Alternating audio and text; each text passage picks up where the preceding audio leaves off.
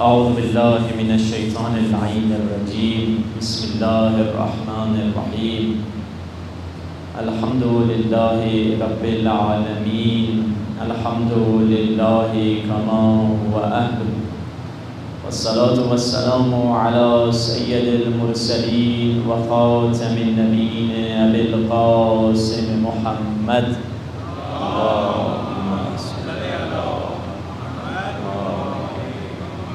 وآله الطيبين الطاهرين المعصومين، واللعنة دائمة على أعدائهم أجمعين من الآن إلى لقاء يوم الدين.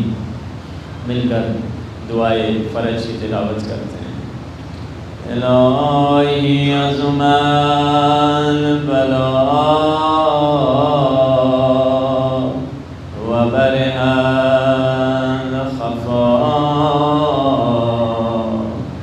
وانكشف الغطاء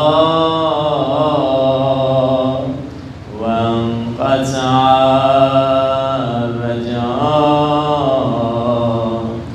وزاقت الأرض ومنعت السماء وأنت المستعان وإليك المشتكى وعليك المؤول في الشدة والرخاء. اللهم صل على محمد وآل محمد أولي الأمر الذين فرست علينا طاعتهم وعرفتنا بذلك منزلتهم، ففرج عنا بحقهم فرجا عاجلا قريبا كلمح البصر أو هو أقرب منك يا محمد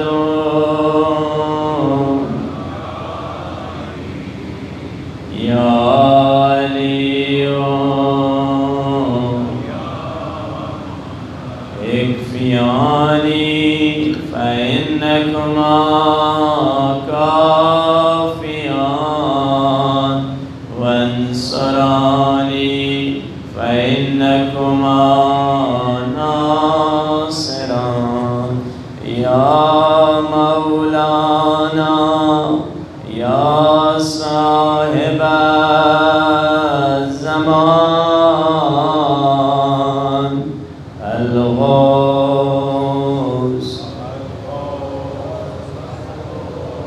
أدركني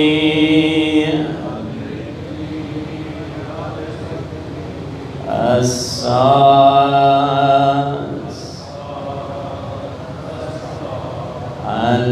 العجل بحق محمد وآله الطاهرين. صلوات.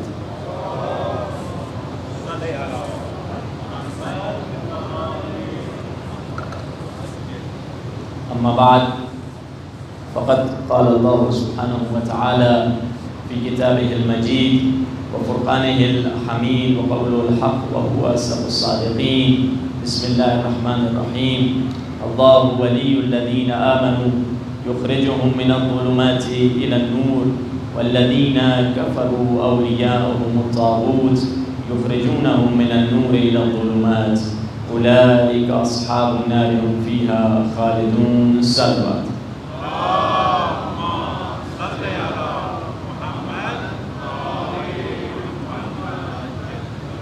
ایک بلندر صلوات پڑھیے محمد والا.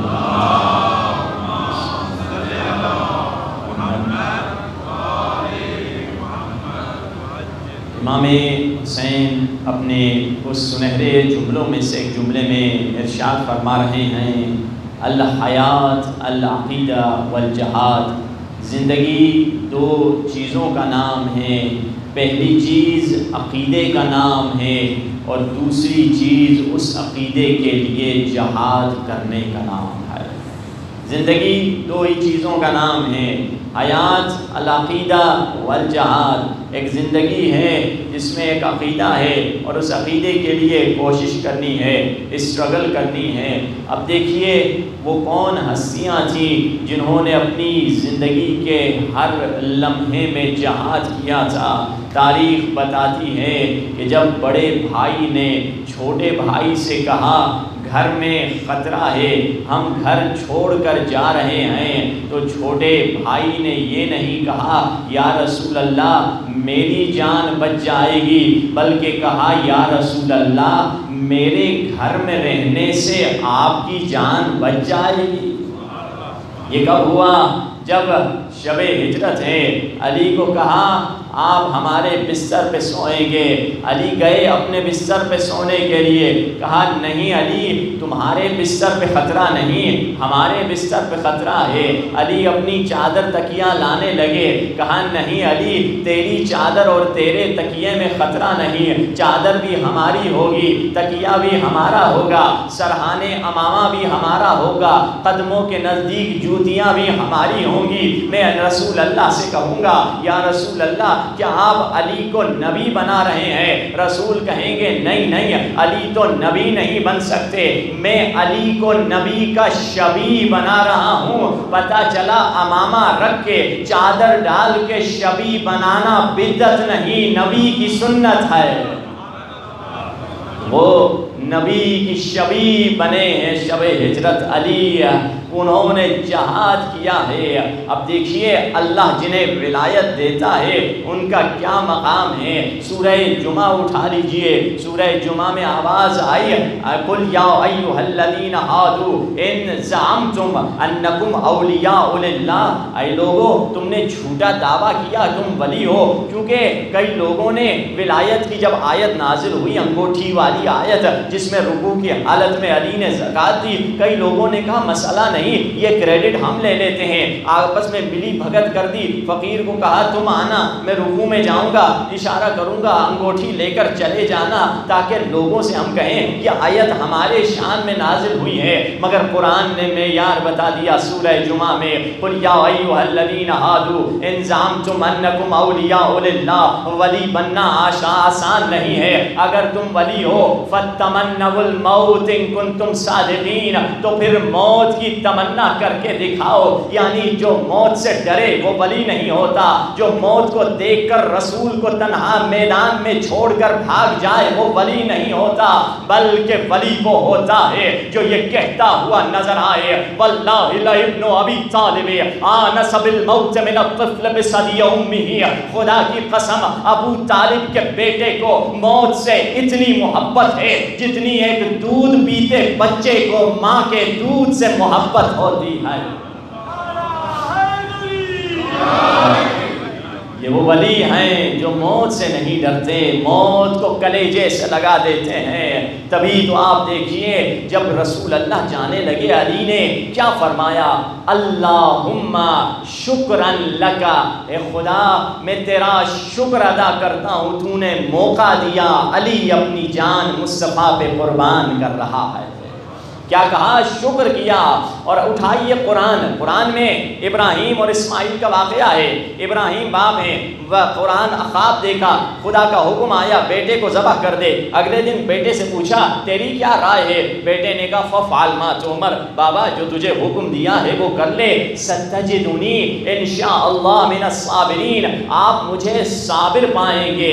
اسماعیل کے سامنے بھی موت ہے، علی کے سامنے بھی موت ہے، 14 صدیاں گزر گئی نہیں. لوگ ہم سے پوچھتے ہیں ارے تم نے علی کو نبیوں سے کیسے افضل کر دیا ہے؟ ارے میں کہاں، میں کون ہوتا ہوں؟ شیعہ کون ہوتے ہیں نبی کو دوسرے انبیاء کے مقابلے میں علی کی افضلیت کا دعویٰ کرنے والے؟ بلکہ قرآن میں خود خدا نے کہا ہے شب ہجرت علی کے سامنے بھی موت ہے، اسماعیل کے سامنے بھی موت ہے. اسماعیل کہہ رہے ہیں میں صبر کروں گا، علی کہہ رہے ہیں میں شکر کروں گا.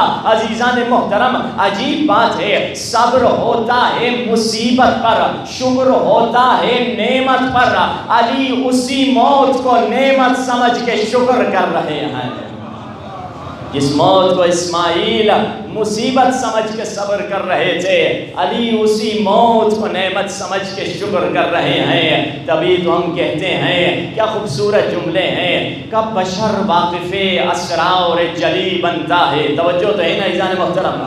کب بشر واقف اسرار جلی بنتا ہے، مردے ٹھوکروں سے جلائے تو ولی بنتا ہے. کب بشر واقف اسرار جلی بنتا ہے، مردے ٹھوکروں سے جلائے تو ولی بنتا ہے. ایک انسان شب ہجرت بڑے آرام کے ساتھ بستر موت پہ سو جائے تو ولی بنتا ہے. یہ امیر المومنین کا مقام ہے، یہ ان کا رتبہ ہے کہ انہوں نے ہر موقع پر جہاد کیا ہے. ان کی پوری زندگی جہاد سے بھری ہوئی ہے. ان کا اٹھنا، ان کا بولنا، ان کا سونا، ہر کام ان کا جہاد ہے. اور ہم اس فرش عذاب جمع اسی لیے ہوئے ہیں. اس سمندر ولایت جو بے کران سمندر ہے، جس کی کوئی انتہا نہیں ہے، اس میں سے چند قطرے اگر ہمیں مل جائیں ہماری زندگی سنور جائے گی، ہماری زندگی بدل جائے گی. اب کیا کریں، ہمیں کیسے وہ مقام ملے؟ اس سے پہلے کہ میں آگے بڑھوں، چلیے کل جو ٹاسک ہم نے جوانوں کو دیا تھا، اور جو بھی پارٹیسپیٹ کر سکیں اور بزرگ بھی کر سکتے ہیں، پرائیورٹی جوانوں کی ہے، بچوں کی ہے، کہ کل کا سوال کیا تھا؟ پتہ نہیں، بعض لوگ تو سوال ہی بھول جاتے ہیں. کل آپ نے سوال کیا کیا تھا؟ اس کا جواب کوئی تیار کر کے آیا ہے تو ہاتھ اٹھا کے بتلا دے تاکہ اس کا جواب ہم سنیں. ماشاءاللہ آغا ایک ہیں، اور کوئی ہیں جنہوں نے جواب کو تیار کیا ہے، اور ماشاءاللہ یہ دو ہیں، دوسرے دوستان ہیں. چلیے آپ آغا سے شروع کرتے ہیں. آپ آئیے آغا، بتلائیے اس کا جواب کیا تھا. کل کا سوال یہ تھا کہ ولایت کے متعلق جو آیتیں ہیں 5 وہ کون سی ہیں؟ تو بسم اللہ. بسم اللہ الرحمن الرحیم. سورۃ نساء آیت نمبر 59. یا ایھا الذین آمنوا اطیعوا اللہ و اطیعوا الرسول و اولي الامر. جی بسم اللہ. ہاں بس کافی ہے، اگلی آیت بسم اللہ. اس کے بعد دوسری آیت ہے سورۃ المائدہ. انما ولیکم اللہ ورسولہ والذین آمنوا الذین یقیمون الصلاۃ ویؤتون الزکاۃ وهم راکعون. تیسری آیت ہے المائدہ آیت نمبر 67.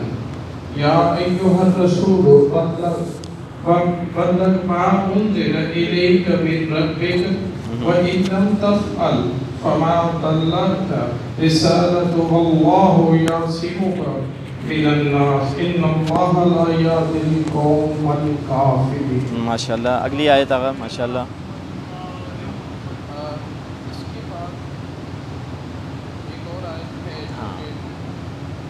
یا ایھا الذین آمنوا اتقوا اللہ وکونوا مع الصادقین. ماشاءاللہ صحیح. یہ 4 آیات ہیں. جی ہاں ماشاءاللہ. 19 سے میں ریفرنس لکھنا بھول گیا. مسئلہ نہیں انشاءاللہ. صحیح صحیح ماشاءاللہ. یہ آپ کی خدمت میں کل کا سوال چلی جب تک آغاز نکال رہے ہیں یہ تھا کہ ولایت، ہر ڈیلی ایک سوال دیتے ہیں، کچھ دوستان تیاری کر کے آتے ہیں. تو کل کا سوال یہ تھا ولایت کے متعلق، ولایت امیر المومنین کے متعلق 5 آیتیں بتائیں. اور یہ ایک ماشاءاللہ یہ کسی سسٹر کی طرف سے آیا ہے. اچھا صحیح. نیچے تو نام کچھ ایسا. اچھا صحیح. چلیے یہ بھی ان کا بھی ماشاءاللہ جواب صحیح سسٹر خارن کی طرف سے آیا ہے، اور ان کا بھی میں چیک کر لیتا. آپ پڑھیے اس میں. اس طرح سب سے پہلے وہ کہیں گی جس میں قتل خون کے بارے میں ذکر کیا گیا ہے. 3 آیتیں. سورہ مائدہ آیات نمبر 67. یا ایھا الرسول بلغ ما انزل الیک من ربک وان لم تفعل فما بلغت رسالته واللہ یعصمک من الناس ان اللہ لا یہدی القوم الکافرین. جی ماشاء اللہ. اس کے بعد جو ہے دوسرا بھی سورہ مائدہ آیات نمبر 3. اليوم اکملت لکم دینکم واتممت علیکم نعمتی ورضیت لکم الاسلام دینا فمن اضطر فی مخمصۃ غیر متجانف لإثم فإن اللہ غفور رحیم. ماشاء اللہ ماشاء اللہ. اس کے بعد جو تیسری سورہ اور آیات ہے وہ سورہ معراج ہے. آیات نمبر 2.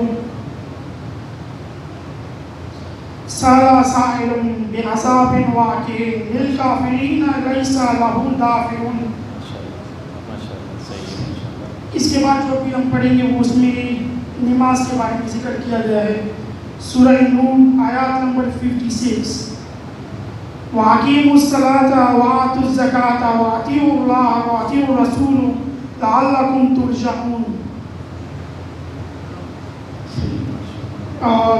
سورہ بقرہ آیات نمبر 43. اس میں بھی نماز کا ذکر کیا گیا ہے. وَأَقِيمُوا الصَّلَاةَ وَآتُوا الزَّكَاةَ وَارْكَعُوا مَعَ الرَّاكِعِينَ. اس کے بعد جو ہم لاسٹ آیات سورہ پڑھیں گے اس میں ولایت نماز دونوں کے بارے میں بات کی گئی ہے.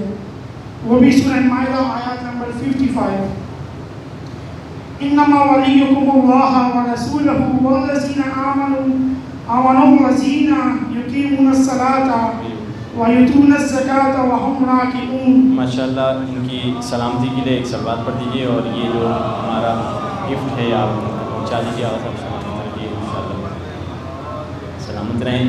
تو یہ سوال ہوا آج کا ولایت کے متعلق. کل کا ایک سوال دے کر میں اگلے مجلس کے مرحلے کی طرف جاتا ہوں. کل کا سوال یہ ہے کہ جب پاک بی بی سیدہ اپنا حق مانگنے دربار میں گئی تھی تو بی بی سیدہ سے کہا گیا کہ ایک حدیث پڑھی گئی ہم نبیوں کے وارث نہیں ہوا کرتے. تو بی بی نے جواب میں چند آیتیں پڑھی.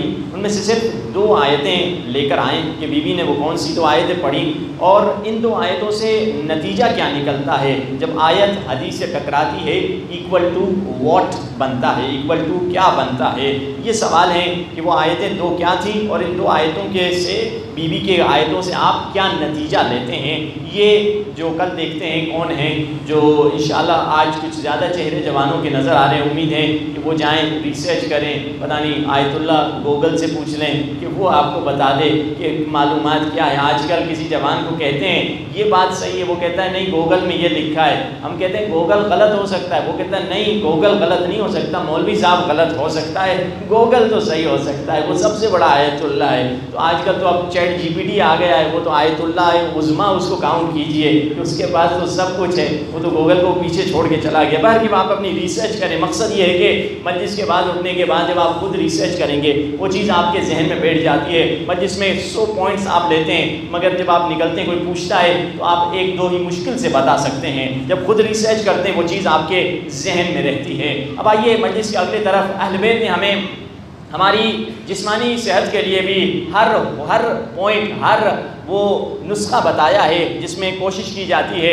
ان مجالس میں روحانی نسخہ اگر ٹائم ملے اور ایک جسمانی نسخہ اگر ٹائم ملے تو اس کو ٹچ دیا جائے. دیکھیے ہر انسان چاہتا ہے میری لمبی عمر ہو. کیا لمبی عمر چاہنا برا ہے؟ نہیں, اہل بیت میں ہے. اہل بیت نے ہمیں دعاؤں میں بتلایا طول عمر کی دعا کیا کرو. وہ الگ بات کہ تمہیں یہ دعا کیا کرو کہ اللہ تمہیں شہادت عطا کر دے. وہ الگ بات کہ بیمار اگر ہو جاؤ تو بیماری کا بہت فائدہ ہے مگر کہیں یہ نہیں ملتا کہ بیماری کی دعا کیا کرو. ہمیشہ عافیت یعنی صحت کی دعا کیا کرو, ہمیشہ زندگی کی دعا کیا کرو, موت کی دعا نہیں کیا کرو. ہاں شہادت ملے تو کب ملے؟ ایسے شہادت ملے کہ آپ اس موقع پر دیکھیے. ہم کبھی کبھار قاسم سلیمانی کی مثال دیتے ہیں. جوانی میں شہادت بری نہیں, اچھی ہے, ہونا چاہیے, مگر خود رہبر معظم جب جوانوں سے ملتے ہیں وہ کہتے ہیں میں یہ دعا نہیں کرتا تم شہید ہو جاؤ, میں دعا یہ کرتا ہوں تم شہیدوں کے وارث بنو. شہادت کبھی کبھار شاید آسان ہے مگر اس راہ پہ چلنا زیادہ مشکل ہے. اسی لیے قاسم سلیمانی کی بڑی لکی زندگی تھی. کیسے لکی اور خوش قسمت تھے. انہوں نے جوانی 60 سال کی عمر میں ان کو شہادت ملی. یعنی 60 سال کی عمر میں انہوں نے جو کام کرنا تھا, جو نقصان دشمن کو پہنچانا تھا, وہ پہنچا بھی دیا. یعنی خدمت دین بھی کی اور شہادت کی نعمت بھی انہوں نے کما لی. ایسی شہادت ملے کہ یہ نہیں جلدی سے ہمارے جوان ہمارا سرمایہ ہے, اسے زندگی چاہیے. اب مولا فرماتے لمبی عمر کے لیے کیا کرنا چاہیے. لمبی عمر کے لیے فرمایا جو انسان صلح رحم کرتا ہے, یعنی اپنے رشتہ داروں کی مدد کرتا ہے, ان سے فون پہ بات کر لے, ان پہ مدد کر لے, ان سے ملنے کے لیے چلے جائے, ان کو گھر میں بلائے, یعنی ان کے ساتھ کانٹیکٹ میں رہے, یہ خود اس کی عمر کو لمبا کرے گا. دوسری چیز فرمایا کون سی چیز جو تمہاری عمر کو گھٹائے گی. جنسی گناہ, یعنی زنا جیسا گناہ. کوئی بھی جنسی گناہ جو ہوتا ہے وہ انسان کی عمر کو گھٹا دیتا ہے, انسان کی زندگی کو گھٹا دیتا ہے. اب تیسرا پوائنٹ کون سا ہے زندگی کے لیے. مولا کیا خوبصورت حدیث فرماتے ہیں, من اراد البقاء ولا بقاء, جسے دنیا میں ہمیشہ رہنا ہے اگرچہ دنیا میں کوئی ہمیشہ رہے گا نہیں. یعنی ادھر مولا نے کہا من اراد البقاء, یعنی کیا, جسے لمبی عمر چاہیے, جسے بقا چاہیے, اگرچہ دنیا میں بقا نہیں ہے تو یہ کام کرے. کون سے کام مولا نے فرمایا. مولا نے فرمایا پہلی چیز سب سے جلدی اپنا ارلی مارننگ اپنا ناشتہ کر لیا کرے. ناشتہ اپنا سویرے کریں. ناشتے کا میکزیمم ٹائم کیا ہے, اچھا ٹائم کون سا ہے, فجر کی نماز کے 1 گھنٹے کے بعد. اگر 4 بجے نماز ہو رہی ہے تو 5 بجے آپ ناشتہ کر لیں, یا میکزیمم 6 بجے, بہت زیادہ ہو تو 7 بجے اپنے ناشتے سے فارغ ہو جائیں. ارلی جو ناشتہ کرتا ہے, سویرے ناشتہ کرتا ہے, اللہ اسے طویل عمر عطا فرماتا ہے. پھر دوسری چیز مولا نے کیا فرمائی. مولا نے فرمایا جو شخص صبح کے سحور کے ٹائم, لفظ سحور آیا ہے یعنی سحری کے ٹائم, یعنی نماز شب کے ٹائم کیا کھائے, ایک سیب کھائے, وہ بھی سونگ کر کھائے. مثال کے طور پہ آپ اٹھے نماز شب پڑھنے کے لیے. نماز شب خود برکتوں کا وسیلہ ہے, خود آپ کو ایک برکت عطا فرمائے گا. سحر کی بیداری اتنی اہم ہے. حضرت آیت اللہ مظاہری امام خمینی کے شاگرد فرماتے اگر کوئی کافر بھی سحر کو اٹھ جائے اور مسلمان بھی کوئی بھی بس کرسی پہ بیٹھ جائے, دائیں بائیں دیکھتا رہے, خدا اس کو بھی برکت عطا فرمائے گا. یہ بیداری کا ٹائم ہے. آپ دیکھیے کتنے یہ ملینر ہیں, چاہے وہ بل گیٹ ہو, اسٹیو جابز ہوں, ان کی آٹو بایوگرافی دیکھیں, وہ کہتے ہیں ہم لوگوں سے 2-3 گھنٹے پہلے اٹھ جاتے ہیں. یعنی یہ لوگ سحر کے ٹائم پہ بیدار ہوتے ہیں تو خدا انہیں دنیا کا رزق بھی عطا کرتا ہے. اسی لیے رسول اللہ نے فرمایا اگر کوئی کہتا ہے شخص کہ میں نماز شب پڑھتا ہوں اور فقیر ہوں, رسول نے کہا یہ جھوٹ بول رہا ہے, یہ جھوٹا ہے.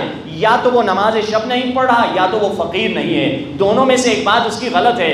ممکن ہی نہیں ہے کوئی نماز شب پڑھے اور فقیر رہے, ممکن ہی نہیں ہے. اب آپ اٹھ گئے نماز شب کے لیے, اس سے پہلے آپ نے سیب کھایا. کیسے سیب کھانے, وہ بھی طریقہ معصوم نے بتلایا. سیب کو سونگ کر کھا لیا کرو, کیونکہ ہمارے پاس سیب کی ایک دین میں خاص حیثیت ہے, اس کی خوشبو کی بھی خاص حیثیت ہے. کربلا میں جو لوگ جاتے ہیں, مانوی لوگ اکثر کہتے ہیں ہمیں کربلا میں سیب کی خوشبو حرم امام حسین سے آتی ہے. اس کی کیا وجہ ہے؟ رسول اللہ جب معراج پہ گئے تھے فرمایا میں نے ایک سیب کھایا تو سیدہ کا نور مجھ میں منتقل ہوا تھا. یہ سیب کی خاص حیثیت ہے. اور دشمن کیا کرتا ہے, اس سیب کو بغاوت کی نشانی دیتا ہے. ہمارے ہاں سیب اطاعت کی نشانی ہے. آپ دیکھیے ایپل کمپنی کا جو لوگو ہے, آئی فون کا جو لوگو ہے, ایک سیب کھایا ہوا ہے, کیونکہ توریت کے مطابق حضرت آدم نے سیب کھایا تھا. اور یہ آدھا کھایا ہوا سیب بغاوت کی نشانی ہے کہ ہم باغی ہیں اور باغی کی اولاد ہیں. یہ وہ ڈپکشن آپ کو دے رہا ہے. مگر ہمارے ہاں سیب ایک اطاعت کی نشانی ہے, سیب ایک مانوی پھل ہے. اب اس سیب کو آپ نے کھا لیا. فرمایا خود سیب آیت اللہ بہجت فرماتے ہیں کہ ایک شخص نجف میں رہتا تھا, 90 سال تک بالکل صحت مند گھومتا تھا, یہاں تک کہ ایک وبا آئی تھی بڑی خطرناک نجف میں, سب مرے مگر اس کو کچھ نہیں ہوا. یہ وبا والوں کے ساتھ جا کے ملتا تھا, عیادت پہ جاتا تھا. اس کی زندگی میں ایک سیکرٹ تھا, ہمیشہ سحر کے ٹائم پہ وہ سیب کھایا کرتا تھا. سیب میں عجیب تاثیر, ڈاکٹر بھی کہتے ہیں apple a day keeps a doctor away, کہ ایک ایپل کھا دو تمہارے ڈاکٹر تمہارے قریب نہیں آئے گا. تو پہلی چیز کیا ہے, پہلی چیز فرمایا ارلی ناشتہ کر لیا کرو. دوسری چیز کیا ہے کہ فرمایا کہ سیب کھا لیا کرو. اور خصوصاً یہ دو وقت بہت اہم ہے، فجر، نماز فجر سے 1 گھنٹہ پہلے اور نماز فجر کے بعد 1 گھنٹہ، یہ گولڈن ٹائم ہے 24 آورز کلاک میں، یہ ہمارا گولڈن ٹائم ہے، اس کو ضرور یوز کیا کریں، اور اگر اس ٹائم پہ جو مانگیں گے آپ کو خدا وہ برکت عطا فرمائے گا۔ ایک صلوات پڑھیے محمد و آل محمد کی ذات محمد۔ اب آئیے اگلے عنوان کی طرف چلیں، اپنے عنوان گفتگو کی طرف۔ ولایت اور عبودیت ہمارا عنوان گفتگو ہے۔ ہم اس دنیا میں آئے ہیں تاکہ اہل بیت کی ولایت کا نور حاصل کریں، اور یہ ولایت کا نور ہمیں عابد بنا دے گا، ہمیں عبودیت عطا کرے گا۔ عابد یعنی غلام، عابد یعنی نوکر، عابد یعنی جس کی اپنی مرضی نہیں ہوتی، عابد یعنی جس کی اپنی ہاں اور نہیں ہوتی، عابد یعنی جس کی اپنی پسند اور ناپسند نہیں ہوتی۔ ہمارا دنیا میں آنے کا مقصد ہے عبد بن جاؤ، اپنی میں کو ختم کرو، اپنی انا کو ختم کرو۔ بڑھائی اور تکبر اور غرور ہماری قسمت میں نہیں ہے۔ صرف غرور کرنے والی جو ذات ہے وہ اللہ کی ہے، تکبر صرف اللہ کو جچتا ہے، دنیا میں کسی مخلوق کے تکبر نہیں جچتا۔ اب کیسے اس انا کو ختم کرے، اس میں کو ختم کرے؟ دنیا میں کئی چیزیں ہیں جو چیزیں ہمیں روک لیتی ہیں۔ اب آئیے امیر المومنین کے در پہ چلیں، مولا کے بارے میں کیا فرماتے ہیں؟ اشہد ان علی امیر المؤمنین۔ علی کون ہے؟ امیر المؤمنین ہیں، مومنوں کے امیر ہیں۔ اگر ہم چاہتے ہیں ایمان چاہیں، علی کے در پہ چلیں، مولا سے پوچھیں کیسے ایمان ملے گا؟ قرآن میں آواز آئی، الم یأن للذین آمنوا ان تخشع قلوبهم لذکر اللہ۔ کیا وہ دن نہیں آ گیا کہ مومنوں کے دل میں نرمی آ جائے؟ خشوع کا لفظ خے شین واو عین، کیا وہ دن نہیں آ گیا کہ مومنوں کے دل میں خشوع آ جائے؟ خشوع یعنی کیا؟ اردو میں آسان ترجمہ دل کی نرمی، یعنی کیا وہ دن نہیں آیا کہ انسان مومنوں کے دل میں نرمی آ جائے؟ جب انسان کے دل میں نرمی آئے گی تو جب قرآن کی تلاوت سنے گا اس کے آنکھوں سے آنسو جاری ہو جائیں گے، وہ گریہ کرے گا، دعائے کمیل پڑھے گا، آنکھوں سے آنسو جاری ہو جائیں گے، زیارت عاشورہ پڑھے گا، آنکھوں سے آنسو جاری ہو جائیں گے۔ اگر خشوع یعنی دل کی نرمی، جیسے آپ پتھر پہ کوئی بیج نہیں لگا سکتے، پتھر سخت ہے، بیج لگانے کے لیے زمین نرم ہونا چاہیے، اسی طرح دل میں نرمی آئے گی تو ایمان کا بیج اندر جا کر لگے گا، ایمان کا بیج دل کی نرمی سے لگے گا۔ اب دل سخت کیوں ہو جاتا ہے؟ دل سخت گناہوں کی وجہ سے ہو جاتا ہے۔ قرآن کی آواز آئی، ثم قست قلوبهم من بعد ذلك فهي كالحجارة او اشد قسوة۔ کچھ ایسے لوگ ہیں جن کا دل پتھر کی طرح سخت ہو چکا ہے، بلکہ پتھر سے بھی زیادہ سخت ہو جاتا ہے اس کا دل۔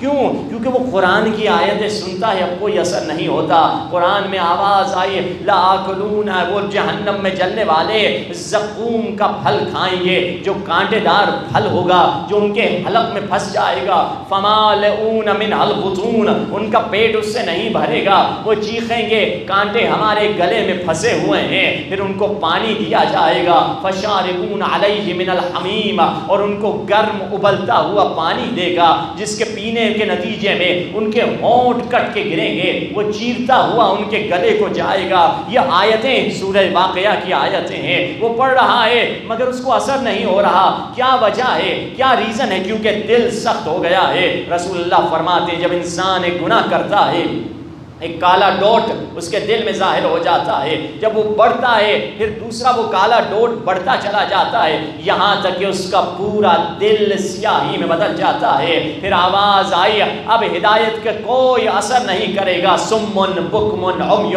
فہم لا یرجعون، وہ گونگے ہیں، بہرے ہیں، اندھے ہیں، ان پر کوئی نصیحت اثر نہیں کر رہی۔ کیوں؟ کیونکہ دل برا ہو چکا ہے۔ ہم اپنی زندگی میں اپنی پروگریس کی طرف جاتے ہیں، ڈیولپمنٹ کی طرف جاتے ہیں، ذرا دیکھیں مانوی ڈیولپمنٹ کیسے ہوگی۔ مولا علی سے کسی نے پوچھا، یا علی کیف نلت بما نلت، عجیب جملہ ہے، اے علی کیسے تو علی بن گیا؟ علی بننے کا فارمولا، اگرچہ ہم علی نہیں بن سکتے مگر پوچھنے والے نے پوچھ لیا، یا علی کیف نلت بما نلت، تو علی کیسے بنا؟ تجھے اللہ نے یہ مقام کیسے دیا ہے؟ اس کی ریزن کیا ہے؟ اس کی وجہ کیا ہے؟ مولا نے جواب میں کہا، کنت بوابا علی قلبی، میں اپنے دل پہ نگہبان بنا رہا، میں اپنے دل کا محافظ بنا رہا، اپنے دل پہ ایرے غیرے کو آنے نہ دے، یہ اللہ کے رہنے کی جگہ ہے۔ یہاں خدا رہتا ہے. یہاں بعض لوگوں کا دل ایسے ہے جیسے ہائی وے ہے, کوئی گاڑی آ رہی ہے جا رہی ہے, صبح اٹھے کبھی اس کا عاشق ہو گئے, کبھی گاڑی کے عاشق, کبھی لڑکی کے عاشق, دن میں 40 مرتبہ عاشق ہو جاتے ہیں. کیوں؟ دل پہ کوئی چوکیدار کھڑا نہیں ہے, دل پہ کوئی محافظ کھڑا نہیں ہوا ہے, دل پہ کوئی روکنے والا کھڑا نہیں ہوا ہے. مولا فرماتے ہیں میں علی تب بنا جب میں نے اپنے دل پہ خود کو محافظ بنا دیا, اپنے دل پہ خود کو چوکیدار بنا دیا, اپنے دل پہ بواب یعنی جو ڈور کیپر ہے, اپنے دل کا خود ڈور کیپر بن جا, اپنے دل کا محافظ بن جا. تبھی تو حدیث قدسی میں فرمایا لا یسعنی ارضی ولا سماعی. اے مومن, خدا کہہ رہا ہے نہ میں آسمانوں میں رہتا ہوں, نہ میں زمین میں رہتا ہوں, نہ میں جنگل میں رہتا ہوں, نہ میں سمندر میں رہتا ہوں, نہ میں پہاڑوں میں رہتا ہوں. جنگل بھی میرے لیے چھوٹے ہیں, آسمان میرے لیے چھوٹی ہے, سمندر میرے لیے چھوٹے ہیں, پہاڑ میرے لیے چھوٹے ہیں. خدایا تو کہاں رہتا ہے؟ انا عند قلب عبدی المؤمن, میں مومن کے دل کے اندر ہی رہتا ہوں. وہ خدا اپنے دل میں اگر کسی کو جگہ دینی ہے, خدا اور اولیاء خدا یہی تمہارے دل میں رہ سکتے ہیں. اب آئیے مولا علی سے پوچھتے ہیں مولا کیا وجہ ہے, ہمارے دل میں سختی آ گئی, ہم کیا کریں؟ مولا جواب میں فرماتے ہیں, مولا اب دیکھیے فارمولا امیر المومنین کا ہے, دل سخت ہو گئے کیسے دلوں کو نرم کریں؟ مولا فرماتے ہیں اس چیز کو یاد کرو جو لذتوں کو برباد کر دیتی ہے, ہادم اللذات کو یاد کرو جس سے ساری میٹھی چیزیں کڑواہٹوں میں بدل جاتی ہیں, جس میں تمام خوبصورتیاں بدصورتیوں میں بدل جاتی ہیں. ہادم اللذات کو یاد کرو. مولا وہ کون سی چیز ہے جو لذتوں کو تباہ کرنے والی ہے, جو لذتوں کو برباد کرنے والی ہے, جو پلیجرز کو ڈسٹروائے کرنے والی ہے؟ مولا نے فرمایا اوصیکم بکثرت ذکر الموت, موت کو یاد کرو تمہارے دل میں نرمی آ جائے گی. موت کو یاد کرو دل نرم ہو جائے گا. آپ جب مجلس میں آئے, میں جب ممبر پہ آ کے بیٹھا, اگر یہ سوچ کر بیٹھیں کہ 100 سال کے بعد نہ آپ یہاں پہ ہوں گے نہ میں ممبر پہ ہوں گا, میں بھی مٹی کے نیچے ہوں گا, آپ بھی مٹی کے نیچے ہوں گے, میکزیمم 100 سال میں نے کہا, انسان تو اس سے بعد نکل جاتا, پہلے ہی نکل جاتا ہے. اگر یہ سوچ لیں پھر کہاں کا غرور, کہاں کا تکبر, کہاں کا میری گاڑی, کہاں کا تم نے مجھے نقصان دیا, کہاں کا میری پراپرٹی, کچھ تیرا نہیں ہے. حضرت عیسیٰ نے 2 لوگوں کو دیکھا آپس میں لڑ رہے تھے, یہ کہہ رہا تھا یہ زمین میری ہے, وہ کہہ رہا تھا نہیں یہ میری ہے. حضرت عیسیٰ نے کہا زمین تو کچھ اور کہہ رہی ہے. کہا کیا کہہ رہی ہے؟ کہا زمین کہہ رہی ہے دونوں میرے ہیں, میں ان کو کچھ دنوں کے بعد نگل جاؤں گی. زمین کہہ رہے ہیں یہ دونوں میرے ہیں, یہ سب مجھ میں اندر دفن ہو جائیں گے, سب اندر چلے جائیں گے. کہاں ہماری گھمن, کہاں میرا گھر میرا گاڑی, جب مر جاتے ہیں میرے ہی بچے مجھے میرے کپڑوں کو اتار کر مجھے ہی میرے گھر سے باہر نکال دیتے ہیں. کپڑے بھی میرے تھے, اولاد بھی میری تھی, گھر بھی میرا تھا, تینوں سے محروم کر دیا. عجیب ہے. تبھی تو جب آئے حضرت سلمان آئے, کہا یا علی مجھے بتائیے موت کیا ہے؟ کہا سلمان دیکھنا چاہتے ہو یا سننا چاہتے ہو؟ کہا مولا دکھا دیجئے. سلمان نے کہا ویژول دکھا دیجئے, سننا ریڈیو کی طرح ہے, ویژول دیکھنا ٹی وی کی طرح ہے. مولا دکھا دیجئے تو بہتر ہے. کہا چلو قبرستان چلتے ہیں. ایک مرتبہ قبرستان میں علی پہنچے ہیں, قبرستان میں کھڑے ہو کے فرماتے ہیں یا اہل القبور الموحشہ, یا اہل القربہ, یا اہل الظلم, یا اہل الوحشہ, انتم رنا فرط سابق ونحن لکم تبع لاحق, واما الاموال فقد قسمت, واما الدار فقط سکنت, واما الازواج فقط نکحت. اے قبروں میں سونے والو, علی تم سے گفتگو کر رہے ہیں. اے وحشت میں رہنے والو, اے کیڑوں مکوڑوں کے ساتھ زندگیاں گزارنے والو, اے تنہائیوں میں رہنے والو, اے مٹی کے منوں کے ساتھ سونے والو, علی تم سے کہہ رہے ہیں کیا جاننا چاہتے ہو اس دنیا کی کیا خبر ہے؟ وہ جو گھر تم چھوڑ آئے ان میں کوئی اور لوگ رہ رہے ہیں, وہ جو بیویاں چھوڑ آئے انہوں نے ان سے اور مردوں سے نکاح کر دیے ہیں, وہ پیسے جو چھوڑ آئے وارثوں کے درمیان تقسیم ہو گئے ہیں. ھذا خبر ما عندنا, یہ ہماری دنیا کی خبر ہے, کیا تم بتاؤ تمہاری دنیا کی کیا خبر ہے؟ راوی کہتا ہے علی کی آنکھوں میں آنسو بھر آئے تھے. اس وقت علی پلٹے ہیں, علی فرماتے ہیں اگر ان قبروں میں سوئے ہوئے مردوں کو بولنے کی اجازت دے دی جاتی, یہ سب کے سب تمہیں کہتے آخرت میں تقوی سے بہتر کوئی سامان سفر نہیں ہے. علی آگے گئے قبرستان میں, دیکھا ایک تازہ قبر ہے. کہا قم باذن اللہ، اللہ کے حکم سے اٹھ۔ قبر پھٹی اور کفن لپٹا ہوا ایک نوجوان نکلا، روتا روتا علی کے قدموں پہ گر پڑا۔ مولا نے فرمایا جوان میں تجھے زحمت نہیں دیتا، سلمان جاننا چاہتے ہیں کہ موت کیا ہے، تم انہیں بتلا دو۔ ایک مرتبہ یہ کفن میں لپٹا ہوا جوان سلمان کے قریب گیا، کہا سلمان نہ پوچھ موت کیا ہے، آج تک وہ موت کا درد میرے حلق میں باقی ہے۔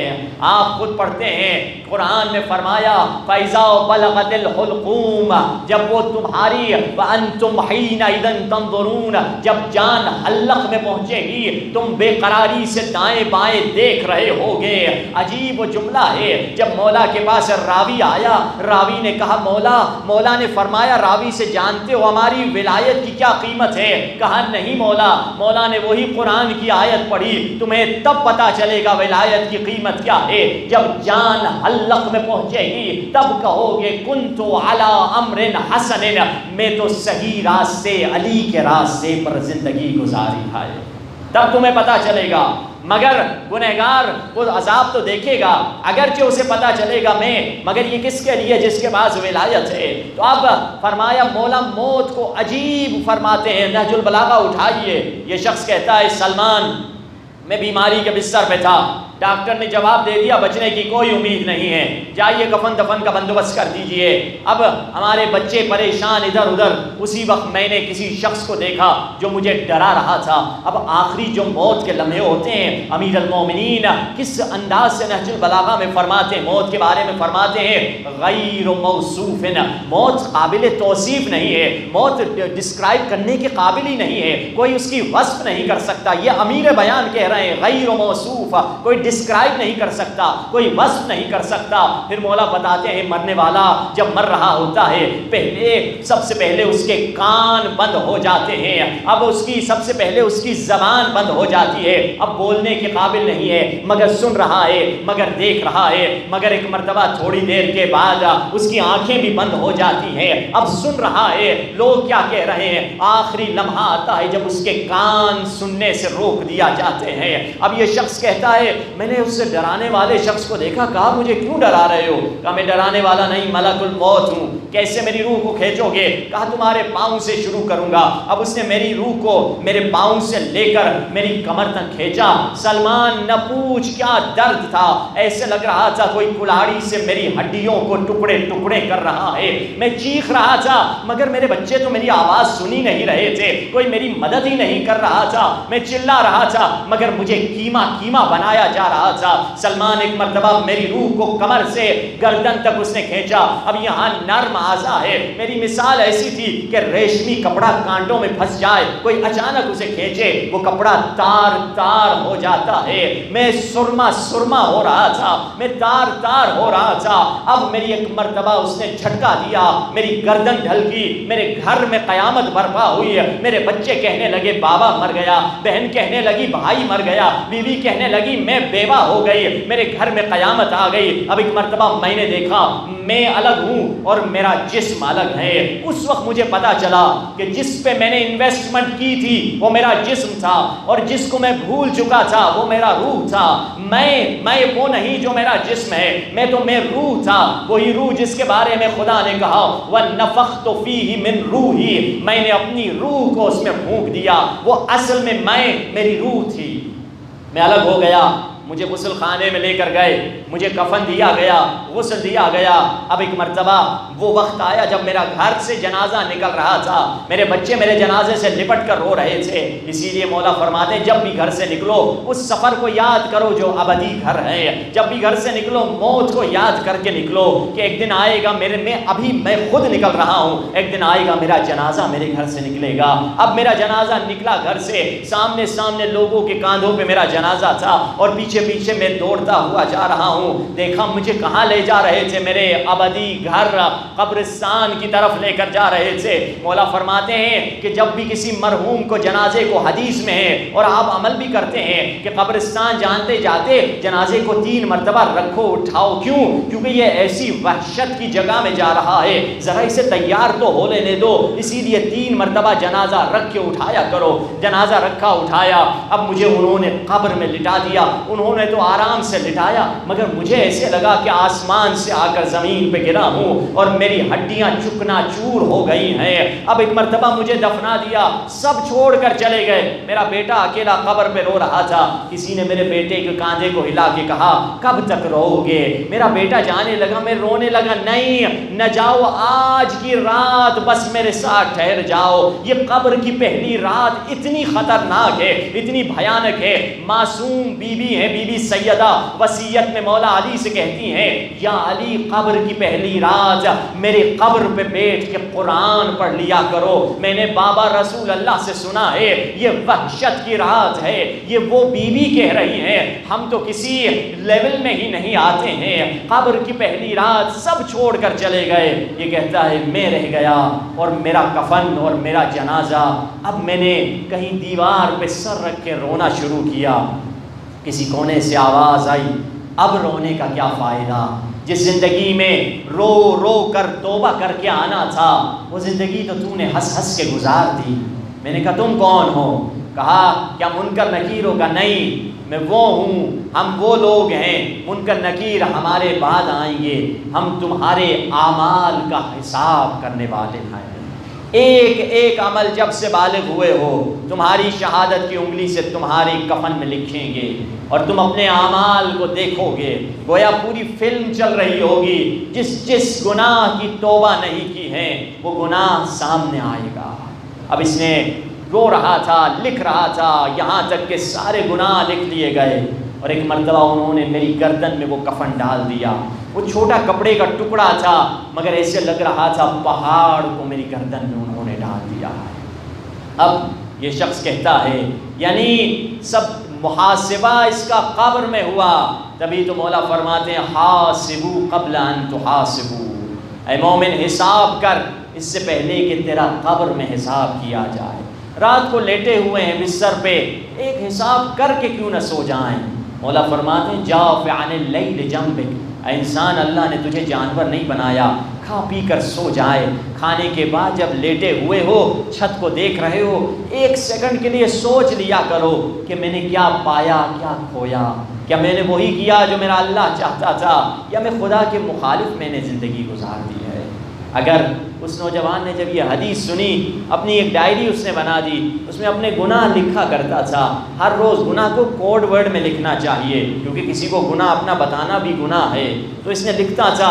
اب 1 سال کے بعد پہ روتا تھا، اگر گناہ نہیں ہوئے خدا کا شکر ادا کرتا تھا، اگر ہو گئے تو گناہ لکھ کر روتا تھا سجدے میں۔ اب 1 سال گزر گیا، اب اس نے اپنی ڈائری کو کھول کے دیکھا تو ساری ڈائری میں جہاں جہاں گناہ تھے گناہ مٹ چکے تھے اور سنہرے الفاظ میں قرآن کی آیت لکھی ہوئی تھی الا من تاب وآمن وعمل صالحا اولئک یبدل اللہ سیئاتہم حسنات۔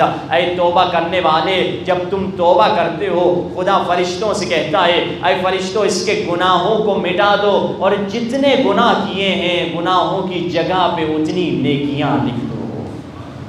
یہ توبہ کا دروازہ ہے، اگر ہم اس توبہ کے دروازے کو استعمال کریں، اور سب سے تیز ترین توبہ کا دروازہ کون سا ہے؟ وہ یہی فرش عذاب میں حسین پہ رونا ہے، اس تیز ترین راستہ ہے۔ کیونکہ حدیث میں فرمایا، مولا سے کسی نے کہا حسین کشتی نجات ہیں، امام سے کہا مولا کیا آپ کشتی نجات نہیں ہیں؟ مولا نے فرمایا ہم بھی ہیں، مگر دیکھیے جملہ کیا پیارا جملہ فرمایا، معصوم چھٹے امام نے فرمایا وَلَٰكِن سَفِينَةُ الْحُسَيْنِ أَسْرَعُ وَأَوْسَعُ، مگر حسین کی کشتی بڑی بھی ہے اور تیز بھی ہے۔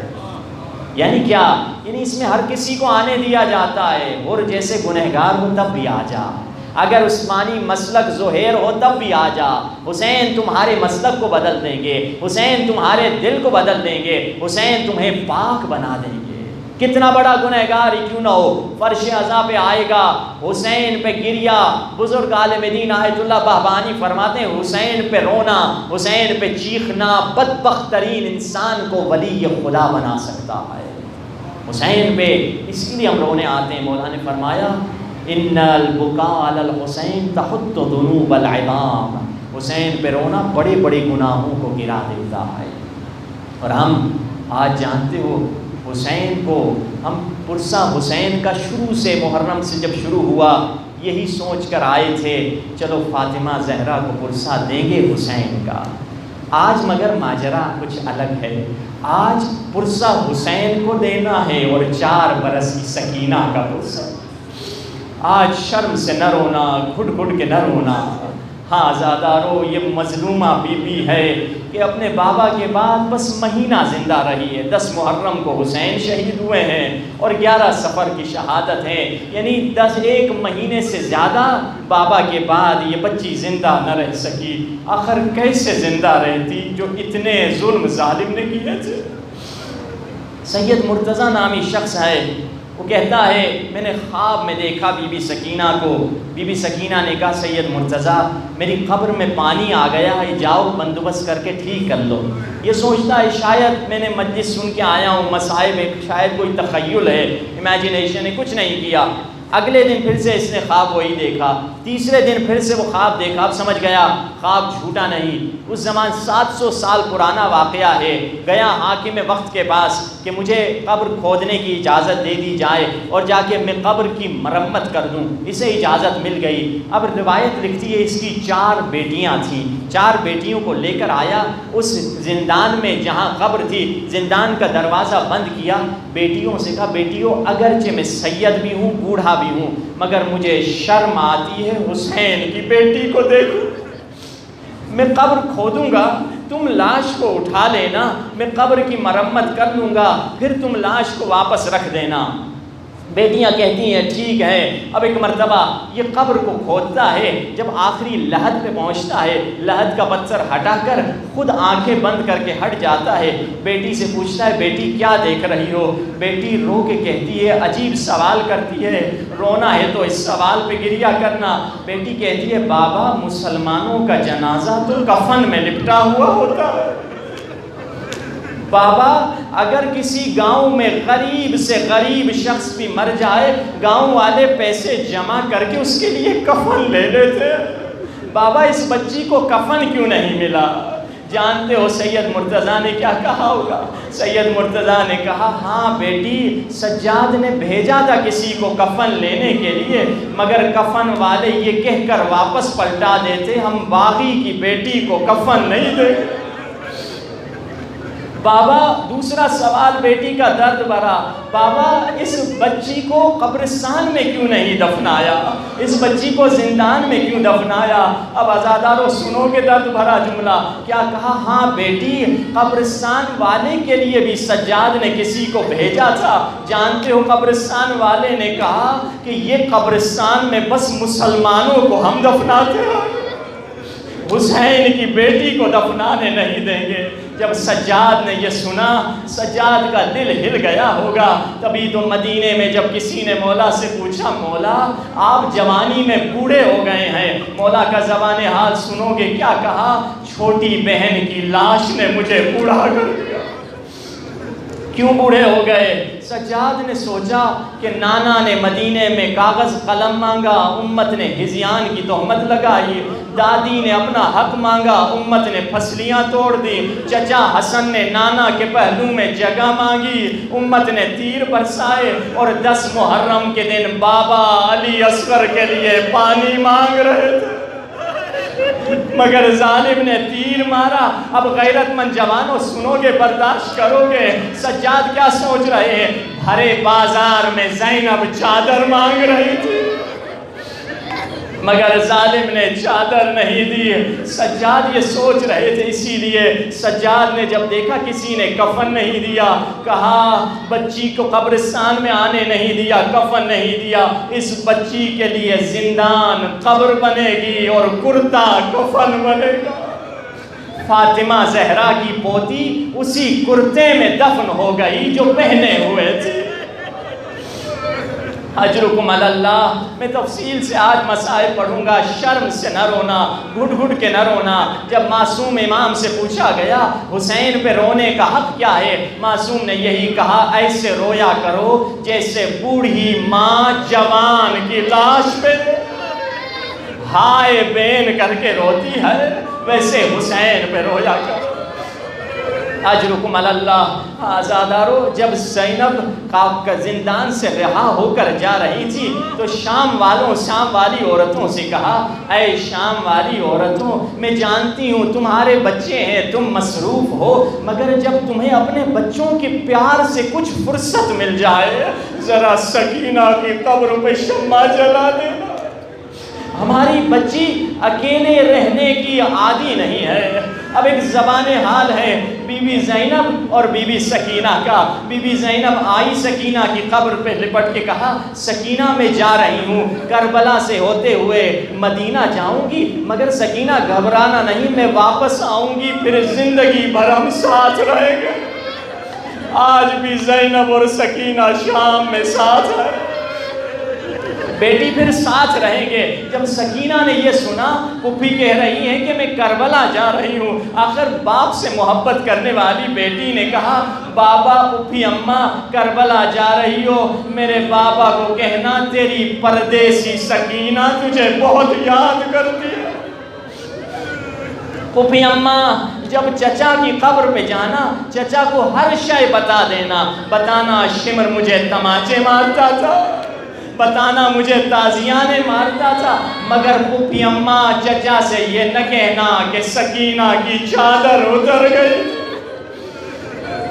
السلام علیک یا ابا عبداللہ، السلام علیک یا ابن رسول اللہ، السلام علیک یا ابن امیر المومنین وابن سید الوسیل، السلام علیک یا ابن فاطمہ سیدۃ النساء العالمین۔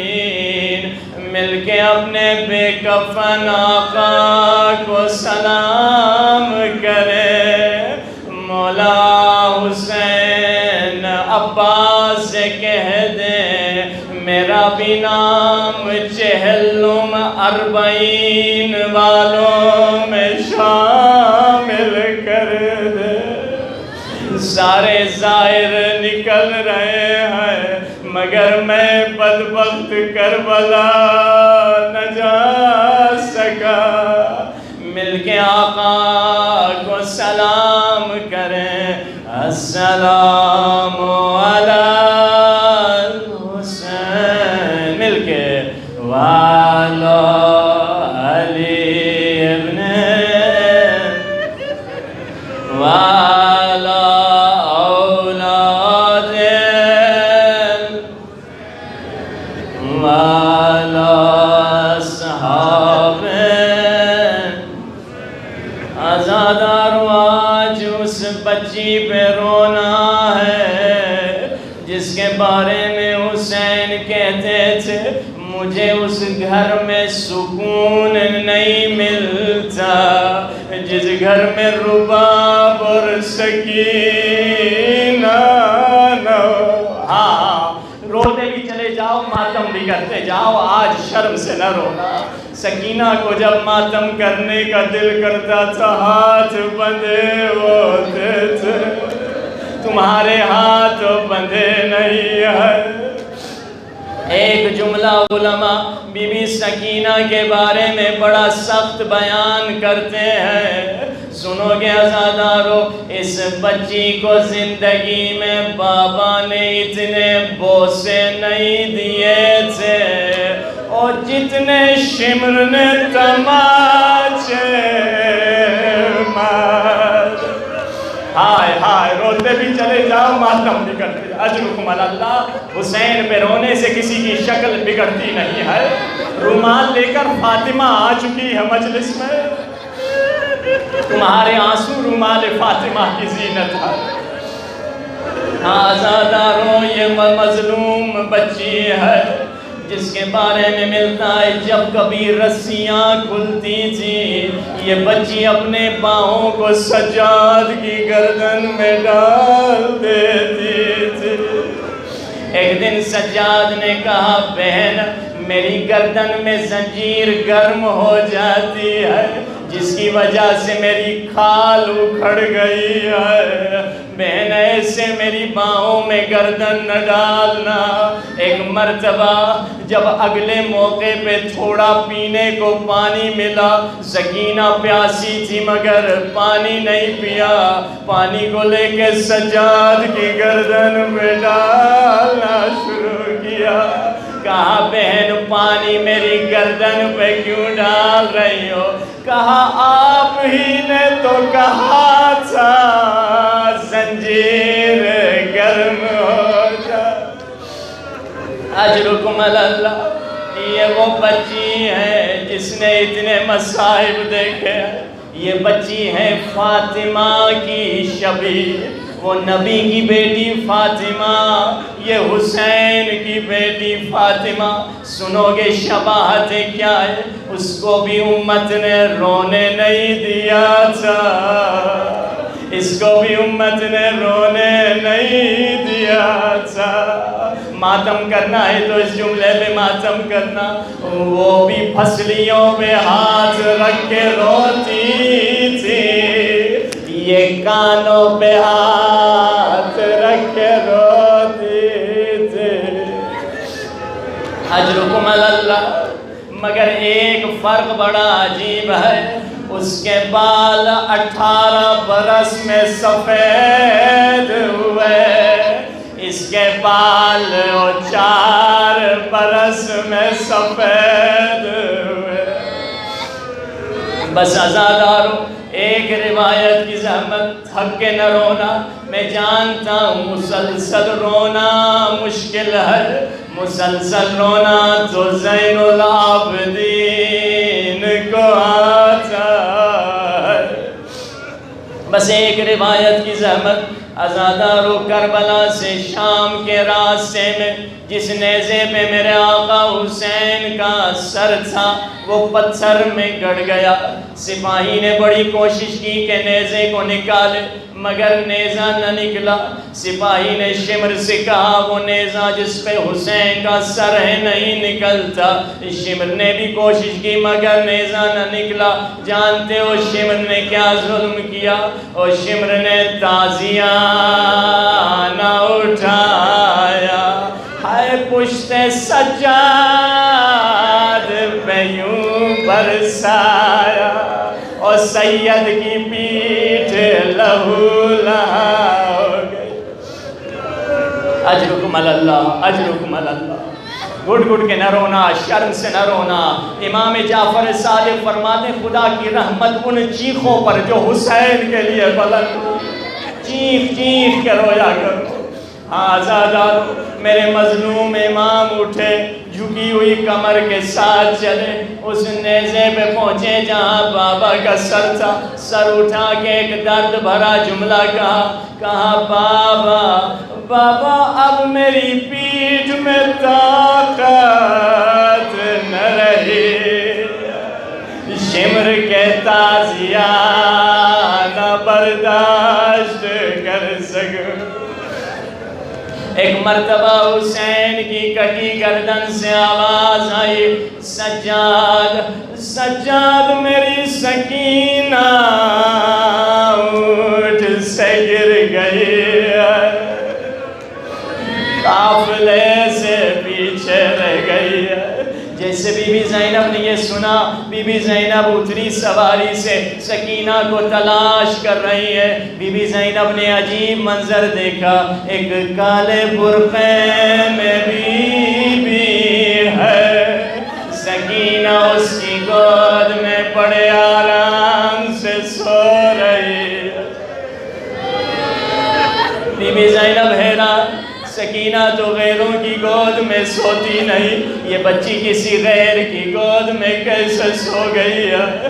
بی بی قریب گئی، سکینہ کو اپنے سینے سے لگایا، اس پردے دار بی بی سے 2 باتیں کی۔ پہلی بات یہ کہا، اے بی بی آپ کا مجھ پہ احسان ہے، پورے راستے میں کسی نے بچی کے ساتھ پیار نہیں کیا، کسی نے تماچے مارے، کسی سینے تازیان ہے، آپ نے پہلی دفعہ بچی کے ساتھ پیار کیا ہے، کل قیامت کے دن اماں زہرا سے آپ کی شفاعت کراؤں گی، اجرکم علی اللہ۔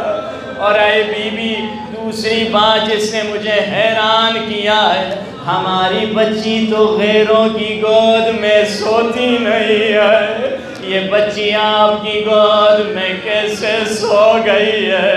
عزادارو سنو گے اس پردے دار بی بی نے کیا کہا زینب کیسے یہ بچی میری گود میں نہ سوئے، میری گود میں تو حسین سوتا تھا، میری گود میں تو حسن سوتا تھا۔ آج شب شہادت ہے، شرم سے نہ رونا، گڑ گڑ کے نہ رونا، ویسا پرسہ دو جیسے پرسہ دینے کا حق ہے۔ بی بی زینب حیران، اس بی بی کی آواز تو سنی سنائی لگ رہی ہے، اے بی بی آپ کون ہیں جو اس طرح سے کہہ رہی ہے؟ کہا زینب تو نے مجھے نہیں پہچانا، میں تیری دکھیاری ماں فاطمہ زہرا، ماتم بھی کرتے جاؤ روتے بھی جاؤ، میں فاطمہ زہرا ہوں، جب حسین مدینے سے چلے میں جنت البقیع سے چلے۔ اب عزادارو جیسے زینب نے دیکھا اماں آ گئی ہے، زینب یہ جملے کبھی ام رباب سے نہیں کہتی تھی، کبھی یہ جملے بی بی ام کلثوم سے نہیں کہتی تھی، کبھی ام لیلا سے نہیں کہتی تھی، کیونکہ زینب سب کو دلا سے دیتی تھی، مگر اب جو اماں آ گئی، اب زینب کے جگر میں جو زخم تھے وہ زباں پہ آئے، کہا اماں میرے عباس کے پاس کٹ گئے، اماں میرے اکبر کے سینے پہ پرچھی لگے، اماں میرے قاسم کی لاش پامال ہوئی۔ ماتم کرنا ہے تو اس جملے میں ماتم کرنا، اماں میں 70 قدموں سے دیکھ رہی تھی، اور شمر کا گھٹنا اور حسین کا سینہ وہ ضرب مار رہا تھا۔ سنو گے فاطمہ زہرا نے کیا کہا؟ فاطمہ زہرا نے کہا زینب تو 70 قدموں سے دیکھ رہی تھی، برداشت کر لو گے تو میری طرف دیکھ لینا۔ فاطمہ زہرا نے بیٹی سے کہا بیٹی زینب تو 70 قدموں سے دیکھ رہی تھی، مگر جب ظالم گلا کاٹ رہا تھا، او حسین کا سر میری گود میں تھا، میں فریاد کر رہی تھی، نہ کاٹ اے ظالم، یہ نبی کے چومنے کی جگہ ہے۔ بس عزادارو ایک جملہ، کیونکہ شب شہادت ہے، سخت روایت ہے، مجھے معاف کرنا، 10 امام حسین کی مصیبت کے متعلق 10 ظالم ابن زیاد کے پاس آئے، ابن زیاد ہمیں انعام دے، ہم نے بڑا کام کیا ہے، کہا تم نے کیا کام کیا ہے؟ سیدوں مجھے معاف کرنا، عزاداروں مجھے معاف کرنا، بڑی سخت روایت ہے، مقتل کے جملے ہیں، 10 ظالم کہتے ہیں ہم نے کیا بڑا کام کیا ہے؟ کہتے ہیں نحنو رززنا الصدر، ہم نے سینے کی ہڈیاں توڑی ہے، ہم نے لاش سید پہ گھوڑے